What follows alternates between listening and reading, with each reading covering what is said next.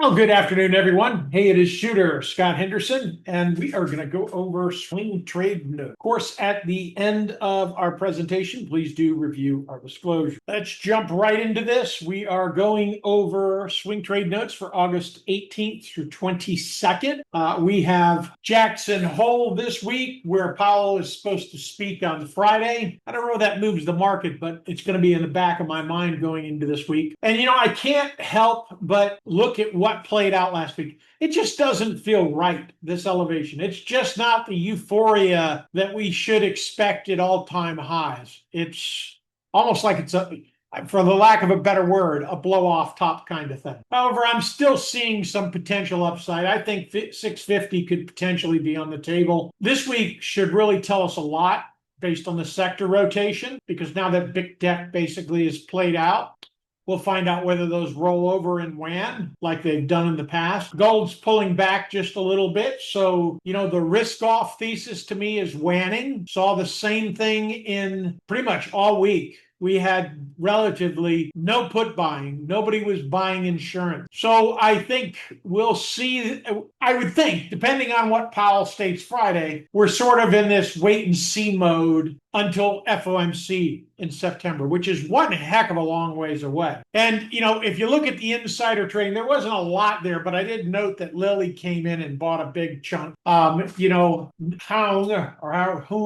Nvidia sold 41 million, which really isn't a big chunk considering how much he actually owns. And then Zuckerberg sold 25 million. That's just cash flow. So there's really not much insider playing around there either. Congress, they were buying a little bit in PLTR, TSM, Microsoft, and Nvidia. There was a little selling there on Nvidia on the chip side as well. Somebody was taking profits. So this week we have the NHB housing index, housing start, and of course the FOMC minutes, jobless claim, the Philly Fed, existing homes. So it really is a housing week, so we get a feel here. I expect it to come in a little light. I don't think it's going to spook the markets, but it could. So we have to want to keep that in mind. And as far as the heat map, we had more rotation. One thing was sort of an outlier, BRKB, which I'll post it in chat, but it's right at trend support, historic 20-year trend support. So it's almost a no-brainer historically. However, without the Oracle of Omaha at the helm, is that going to change? Not only that, it really is the third drive on trend support. So does it hold? I think that's the question. So, we're seeing that run back into healthcare after it got beaten up. UNH went up 21% last week. Lilly went up 12%. Now in crypto, Bitcoin still continued to expand, but its dominance is still drifting. Ethereum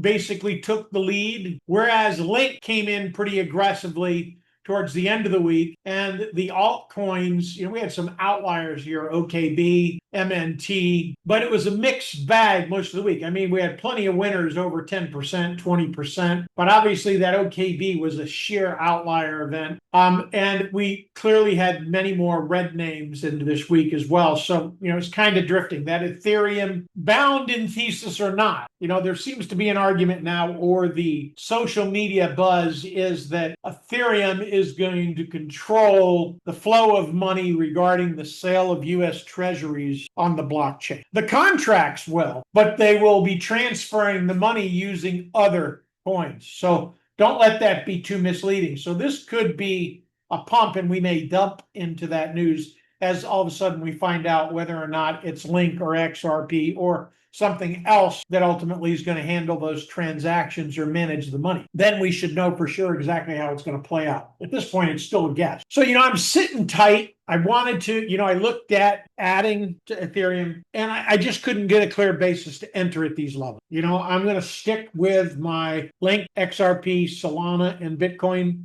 Currently what I have there, a piece in all four of those. Now, rotation as far as sectors. Notice how financials has gotten totally weak here. So the bias that I had going into the first week of August actually is manifesting at this point. So I think Powell's tone Friday is either going to light a flame on the rear end of XLF, my short trade, or it's going to shake me out and I'm going to get stopped out. That's the way I sort of look at it, because either it's going to break down or it's not. And it'll be that kind of news. So I was thinking that we have continued weakness. We're seeing it in some of the names. We get a few more names to roll over like BAC or Citi or Wells Fargo.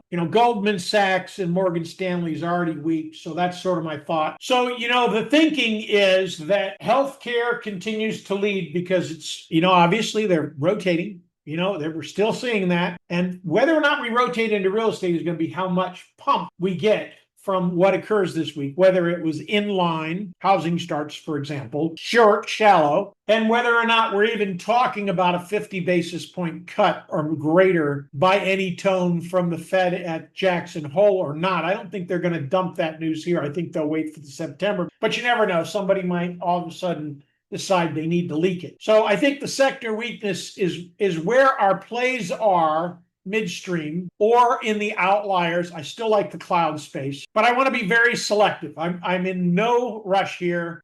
Clearly the last 2 weeks, the profits that we've been taking have waned, if not stopped. Either I sold early, which happened in a number of names, just because my risk management model kicked in and I really didn't have much choice, but we closed Marvel and Wolf and absolutely closed Wolf way too early. We had $5 calls that ran to $8 the day after. Go figure.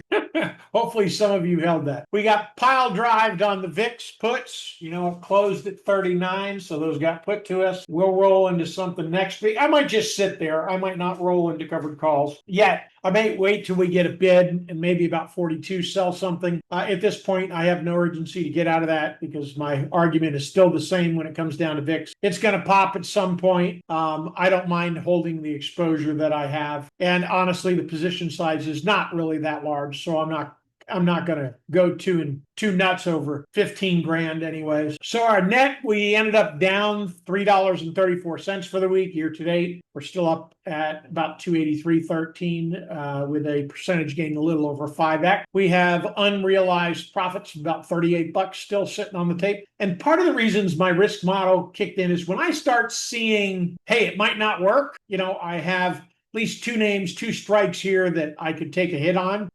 And it's beyond 20% of that gain, so that is what triggered my risk model for last week because I could see the downside. I'll probably I always land flat at least. I mean, I really, very often do I end totally in the red. It's few and far between, but when it does come, it's brutal. So that's the reason we bring in that risk management thesis and how we manage. All right, so look at this week. I actually like Blink, but I didn't like the tape. So that might be something I chase into earnings. Also, how Palo Alto opens up Monday. I might chase that as well. I did not put that in the swing trade notes.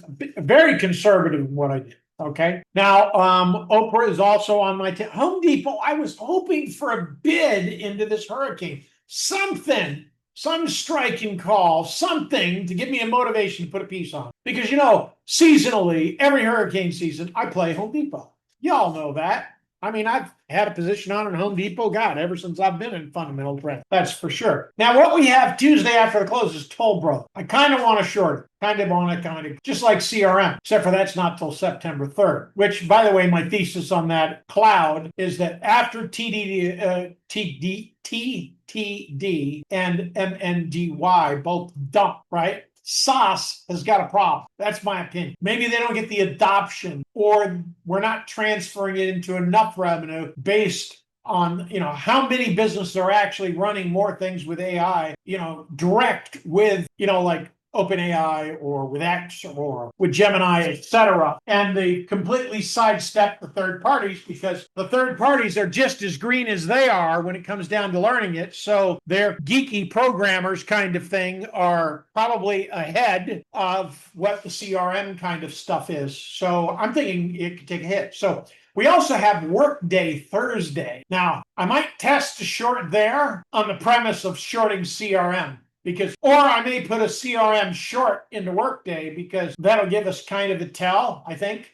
or that's my 2 cents. Take it or leave it, right or wrong kind of thing. But that's kind of my thought. Okay, let's jump to our names. The only option radar that really interests me is Baidu, which I don't really want to put on China here, and Zoom, 7.3. It looks pretty decent. Okay, first victim is DLO. And, be very candid, this just hit some of the people's radar. I looked at the chart, and I'm like, 61 backs is $33. Nice play. So conservatively, cash secured puts sell to 15.47. I always hate those weird strikes, but always makes me wonder, what are they doing here? Why do we have a $15.40 strike or a $16.47 call? Why? Who did that? Man, who was smoking that day? That's all I keep thinking whenever I see that. Anyways, it's about a 41% annualized, so it's worth the risk. Trend support for me is down at roughly 1094. We're at about $15 here, so it's quite a ways down there, because you really could risk that whole piece. Could also just buy November 1647 calls for about 160 plus a contract. That also could make sense. I'm still mixed on how I'm going to probably put a piece on there. I'm probably just going to scale into some common, because that's what I did with some names last week, because I really didn't feel like putting on the risk with the calls. So, I could buy 50 shares or buy 100 shares, and just sort of accumulate. And then once I get the FOMO to the upside, I start seeing divergence. Then I sell some covered calls up there.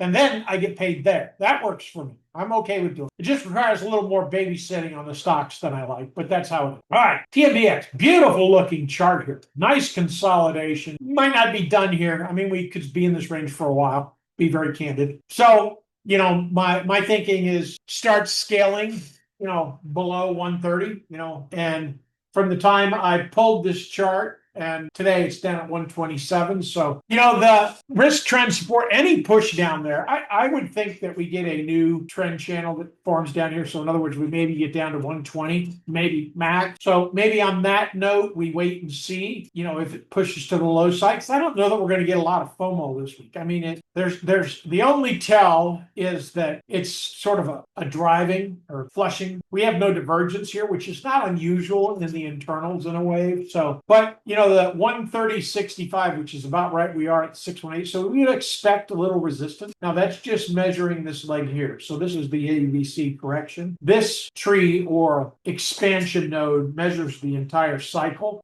from our peak, our trough way over here, or our peak here, and our trough here, measures a little higher at 154. So it's still a nice trade back to 154. So I like the idea of accumulating here. Now, HROW. So basically scale into common shares here. And the only option really is to sell the January $40 calls. They pay about $7.45 a contract. Pays a decent amount, ends up being about a 53% annualized. Makes sense for me to get a piece on, sort of a yield play. That's really all that is as far as my thinking. Okay, now we're probably a minute early, but I like the way this candle flushed here. Ultimately, that was my decision. Nice consolidation, nice flat. XABC plays out here, right? So the 61.8 back looks the most likely. The only problem is there really were no options that made any sense. I'm not going to sell, put the risk on for 23%. I just don't do it. It doesn't make sense. I want 40% plus. Once in a while, if I really like the stock and I have a game plan, I'll bite at 35 or 33%. But most of the time, I want a 40% plus annualized, because that's better than what the S&P delivers. And I can't really be wrong with that. So that's my mind. However, I do like the idea once we get it back to about 22, selling some covered calls on it. So at this point, I'm just accumulating common. And that's what we have for this week, folks. Great trading. Until next time.